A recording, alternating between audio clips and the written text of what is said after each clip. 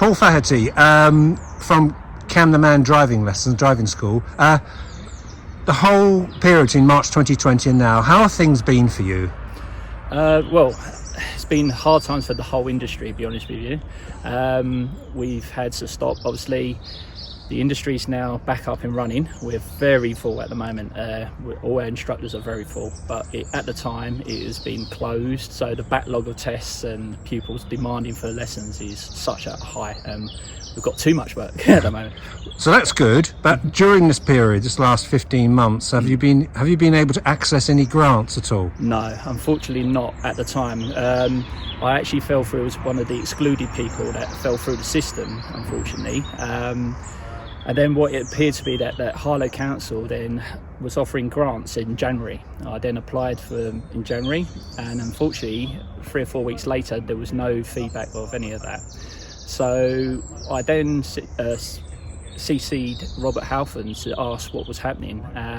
He got onto the case and for Harlow Council and for driving instructors to try and get some grants for us, because we weren't getting it because we had no fixed premises. That's what was by their criteria, they said.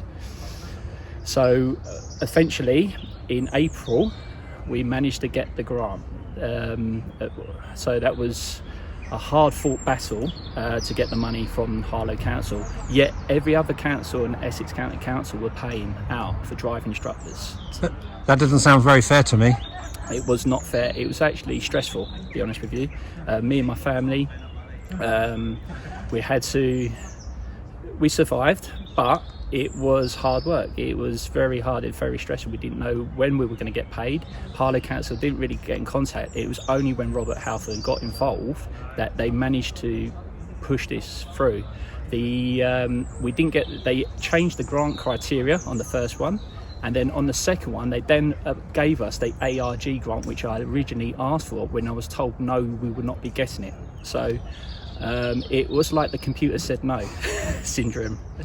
But now, so we put that behind us now, but it's an experience you had that you wouldn't want to repeat again. Definitely not for anyone.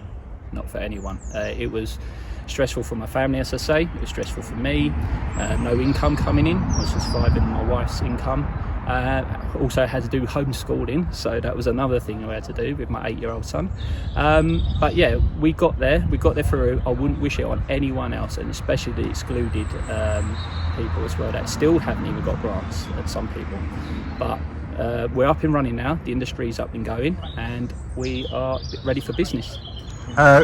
Councillor Russell Perrin, right through the last year, business grants have been a real problem for people, a bone of contention, call it what we will.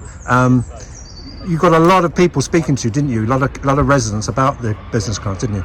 Yeah, we did, Michael. It was something that came up time and again during the election, and it was something we raised in our campaign. Now we're in administration. The first thing I've set my team to do is to review the criteria that we used to issue the grants in the first instance.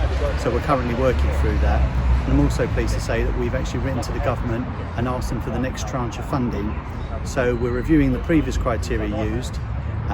We're drawing up our own set of criteria.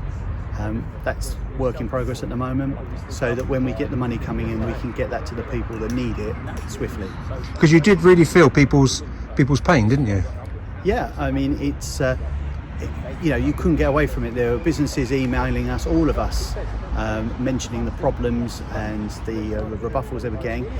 I have to say, the council officers working very, very hard to make sure that they got the money to the people that need them, but they didn't have the political leadership behind them to tell them what to do, and so that caused massive problems. But now we have a new council, we're able to provide that leadership.